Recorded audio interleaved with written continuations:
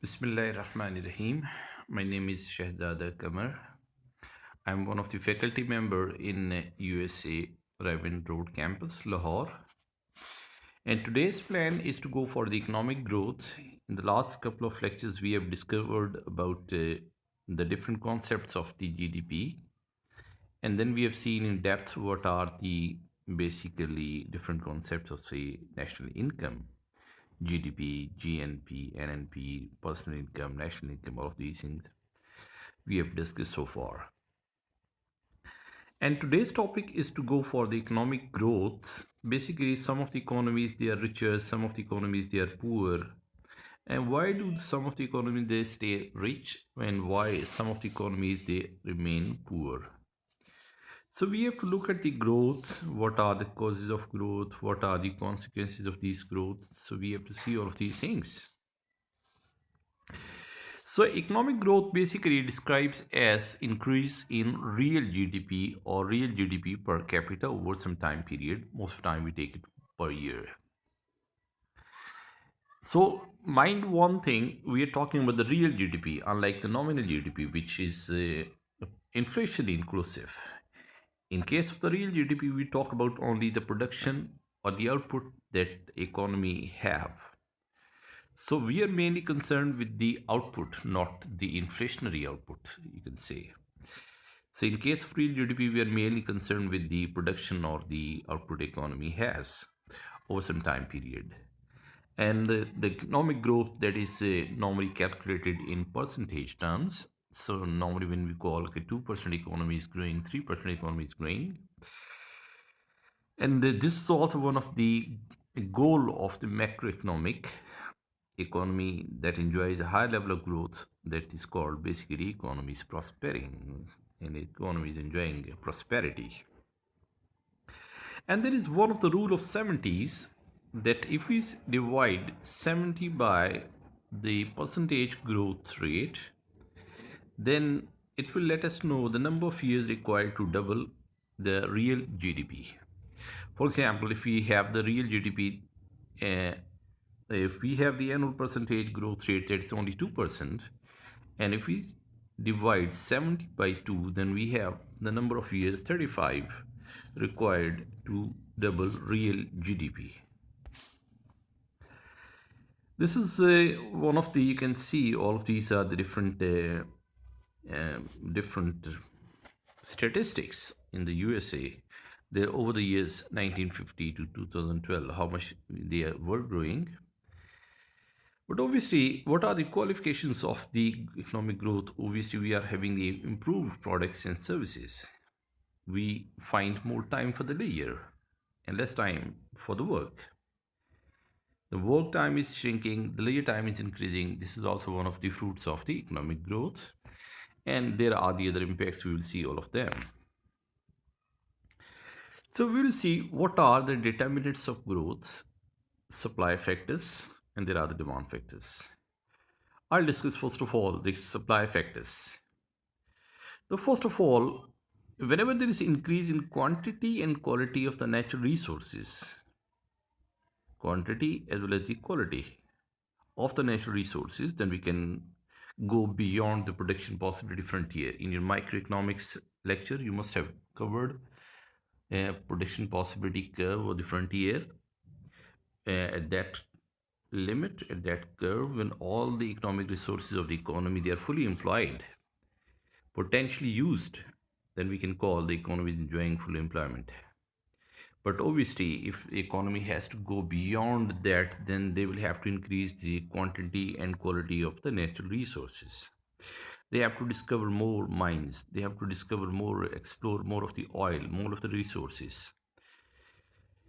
In addition to that, we are also mainly concerned with the quality and quantity of the human resources.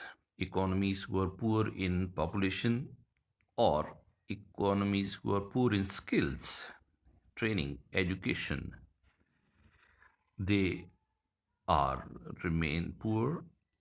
And unlike the, for example, if Pakistan is rich in population, India is rich in population, so we can say yeah, they are rich in population, but obviously they are good in quantity, not in quality. So whenever we talk about that, what are the determinants of growth, what are the factors that can contribute to the growth, then we have to focus on the quantity and quality of the human resources, in addition to the resources which are physical or the natural resources. And then a increase in the supply of the capital goods, stocks of the capital goods. Obviously, it is also one of the factor. And then technology improvement. Obviously, it has a contribution towards the economic growth. Those economies who are enjoying high technology, they are growing much faster than those economies who are poor in technology. Like most of the underdeveloped economies, and they are poor in technology, so they are having a lesser growth rate. So all of these technology, supply of the capital goods, human resource, natural resources, all of these things, they contribute towards the economic growth. We can call them, all of these are independent factors, and they have effect on the economic growth. What are the demand factors? Households, businesses, and government must purchase the economy's expanding output, because this is something very nice, that if economy is having a lot of the output, if economy is producing very well, factories are running very well, and there is a lot of the output is in the economy is there a lot of the potential is there, a lot of the population is there, a lot of the skills are there. But obviously all of these resources, in terms of quantity and quality, they are entirely futile, useless if it's no more demanded. So that, in the 1930s, we have seen the depression that caused low demand. So the demand factor, this is also one of the very important towards economic growth. The household, businesses, and government, they, if they are in need of all of these expanding output, then we can say the economy is growing. The more they demand, the more the supply will supply, and more economy will start expanding. More people will get the jobs. More prices will start rising. More they are having the incentives to produce more. When they produce more, obviously they will demand more of the labors. So economy will start expanding and moving towards the boom. And in addition to the supply factors and the demand factors, we will have to focus on this, that efficiency factor. They must achieve economic efficiency and full employment, because when economy is not optimizing or utilizing its resources up to the full employment capacity, then we can call them underemployed. If you look at the from chapter 1 of this McConnell Brew production possibility frontier, you must recall yourself that we had production possibility frontier on, which is the curve which shows the combination of two different goods that can be produced by utilizing all given economic resources. On the one side, x-axis, we have the consumer goods. On the this side, we have the capital goods. And when economy grows, then we move from point A towards C and B. We go beyond our capacity if our population is increased in terms of quantity, and if our skills are improved in terms of the quality, both in human or in physical resources, or we are having better technology than before, or we have are having the better stocks of the capital, then economy will start surpassing its original production possibility frontier. So if we move from A, B to C, D, is because of the economic growth. Let's look at the labor product and productivity. Real GDP, obviously the number of hours of work multiplied by the labor productivity, or you can say the labor productivity is equal to the real GDP divided by the number of hours of the work. So this is the one of the concept of the productivity. So the next time, keep in mind, when we talk about the labor productivity, It means that at macro level, we are talking about the real GDP when it's divided by the number of hours of work. We call this the labor productivity.